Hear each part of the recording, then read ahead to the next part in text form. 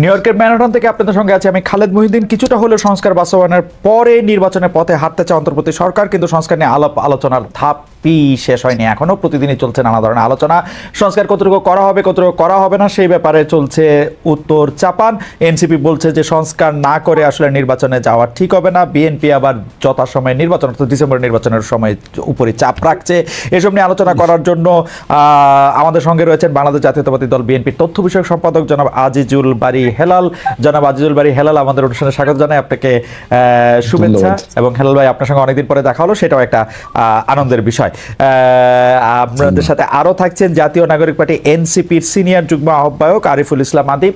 আরিফুল ইসলাম আদিব, আপনাকে আপনার সময়ের জন্য আমাদের শুভেচ্ছা জানবেন, আপনি আমাদের ধন্যবাদ জানবেন, আপনি আমাদের সাথে যুক্ত হয়েছেন সেজন্য আমাদের কৃতজ্ঞতা। আমরা প্রথমে একটু হেলাল ভাই আপনার কাছে যেতে চাই। হেলাল ভাই, আমরা লক্ষ্য করতেছি যে বিএনপি নানা ধরনের রাজনৈতিক দলগুলোর সাথে ধারাবাহিকভাবে বৈঠক করছে। জুলাই মিত্র হিসাবে আপনারা তো আপনারা বলছেন যে এটা সমমনা রাজনৈতিক দলগুলোর সাথে বৈঠক, কিন্তু জুলাই বিপ্লবের অংশ হিসাবে এনসিপিও তো আপনাদের সমমনা। এনসিপিদের আসলে এই বৈঠকে এনসিপিকে এই বৈঠকে আপনারা আমন্ত্রণ জানিয়েছেন কিনা, জানাবেন কিনা, তাদের সাথে আলোচনা করতেছেন কিনা, করবেন কিনা? এটা একটা কেমন কথা না যে অন্য অনেক রাজনৈতিক দলরা আপনারা আমন্ত্রণ জানিয়েছেন, এনসিপিকে আপনারা আমন্ত্রণ জানান নাই। এইটা কি আপনারা ইচ্ছা করে ওনাদেরকে বাদ দিতে চাইতেছেন? এনসিপিকে আপনাদের প্রতিপক্ষ মনে করতেছেন? কেন? না, আসলে ধন্যবাদ।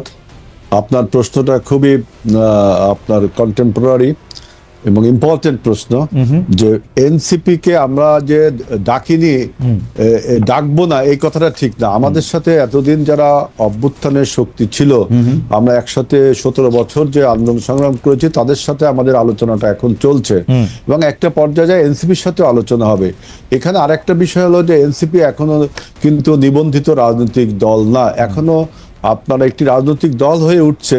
এবং আপনার আমি মনে করি এরা যেহেতু এখনো আপনার কোনো ঘোষণা দেয়নি, তাদের রাজনৈতিক ম্যানিফেস্টো দেয়নি, ঘোষণা হয়নি, কোনো কর্মসূচি দেয়নি, এখনো ওইভাবে রাজনৈতিক দল হয়ে উঠেনি। রাজনীতিতে একটা তারা রাজনৈতিক দল হিসেবে আত্মপ্রকাশ করেছে, আমরা সাধুবাদ জানাই। আমি একটা কথা বলি, হয়তো এবার নির্বাচনে আমি ছোট করে একটু কথা বলি, হয়তো নির্বাচনে এবার বিএনপি জয়লাভ করবে, হয়তো আপনি মন্ত্রী হবেন, প্রতিমন্ত্রী হবেন, আরো গুরুত্বপূর্ণ দায়িত্ব পাবেন যদি পান। আমার জন্য সুবিধা, কারণ আমি আপনার একটু হলেও পরিচিত, আমাদের আগের বন্ধুত্ব রয়েছে। কিন্তু হেলাল ভাই, একটা কথা, আপনি কি এই যে এনসিপি নিবন্ধন পায় নাই এই জন্য টাকা, এটা দিয়ে কি শাক দিয়ে মাছ ঢাকার কথা, শাক দিয়ে মাছ ঢাকতেছেন না? আমি তাদের সাথে, আমরা বলছি আমাদের তাদের সাথে আলোচনা হবে। আপনার যেহেতু আমরা আমাদের সাথে যে অন্য রাজনৈতিক দল 17 বছর আমরা রাজনীতি করেছি, তাদের সাথে ধারাবাহিকভাবে হচ্ছে। একটা পর্যায়ে যায় এনসিপির সাথে আলোচনা হবে, তাদের সাথে হবে না তা বলনি। আমি বলছি তারা এখনো একটা সোশ্যাল শক্তি, অর্থাৎ সোশ্যাল ইনফ্লুয়েন্সার হিসেবে এখনো রয়েছে, রাজনৈতিক দল হিসেবে আত্মপ্রকাশ করেছে। তারা এখনো রাজনৈতিক ঘোষণাপত্র, কর্মসূচি, ইডিওলজি এইসব এখনো তারা দেয়নি। বিক্ষিপ্তভাবে অনেক কথা তারা বলছে, আমরা এটাকে সাধুবাদ জানাই।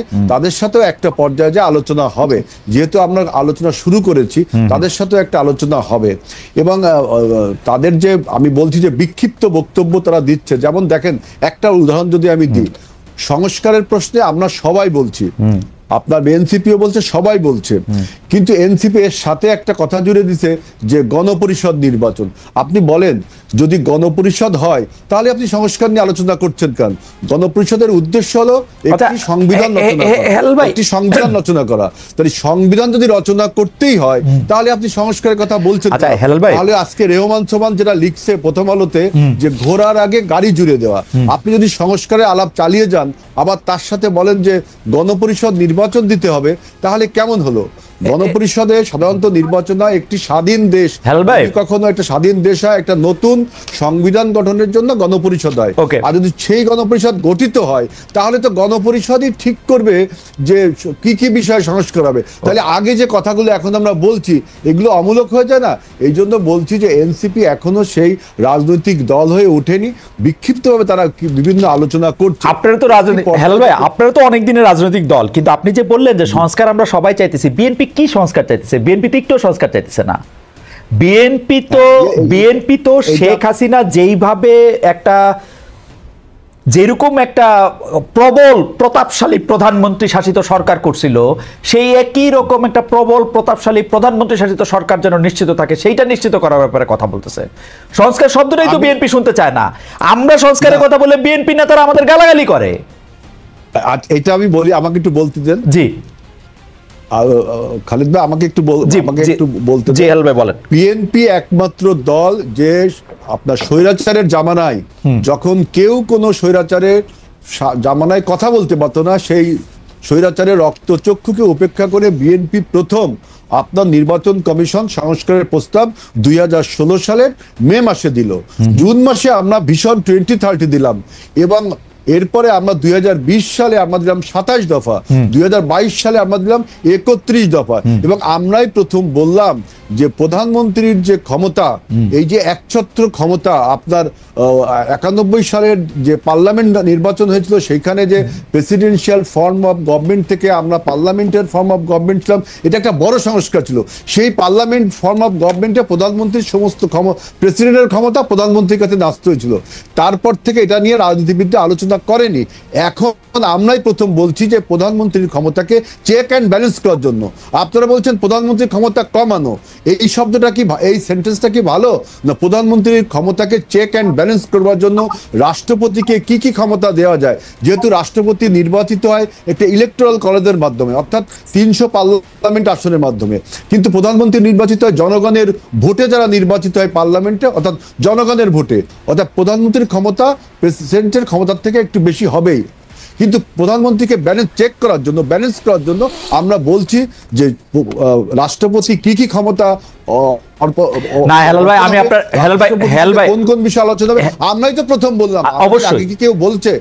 আমরাই তো প্রথম সংস্কারের কথা কিন্তু আমরাই বলেছি, আর তো কেউ বলেনি আগে, এবং এখনো সেটা আমরা না হেলাল ভাই চালিয়ে যাচ্ছি। হেলাল ভাই, আপনারা সংস্কারের কথা আগে বলছেন, সেই ব্যাপারে তো আমরা কোনো দ্বিমত পোষণ করতেছি না, কিন্তু আপনারা কিন্তু সংস্কারের কথা আসলেই আপনাদের এক ধরনের গায়ে জ্বর আসতেছে। কিন্তু সেই জ্বরটা কোথায় আসতেছে আমি বলি, শুধু একটা দুটো জায়গায়। কিন্তু একটা জায়গায় হচ্ছে দুইবারে বেশি প্রধানমন্ত্রী থাকতে পারবে না। আপনারা দুইবারে বেশি প্রধানমন্ত্রী কেন চান বলেন তো? একটা লোকের দুইবারে বেশি প্রধানমন্ত্রী হওয়া দরকার কি? এইটা আপনারা সংস্কারের মধ্যে একটা শব্দের উপর দৃষ্টি দিতেছেন পর কেন দুইবারে বেশি প্রধানমন্ত্রী হইতে হবে একটা লোকের?